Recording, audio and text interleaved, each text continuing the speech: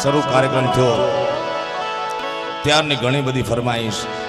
આવે છે એનું કારણ કે એ ગીતમાં એવી તાકાત છે દુનિયામાં ઘણા પ્રેમના સંબંધ છે પણ બાપ ને દીકરીનો જે સંબંધ છે સાહેબ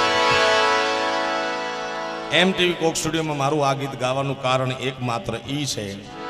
કે અત્યાર સુધી હજારો દીકરાઓએ પોતાના માવતરનો ત્યાગ કર્યો પણ આજ સુધી ઝૂંપડામાં હોય કે કરોડપતિ મહેલમાં એક પણ દીકરીએ પોતાના બાપનો ત્યાગ નથી કર્યો સાહેબ એ ગીત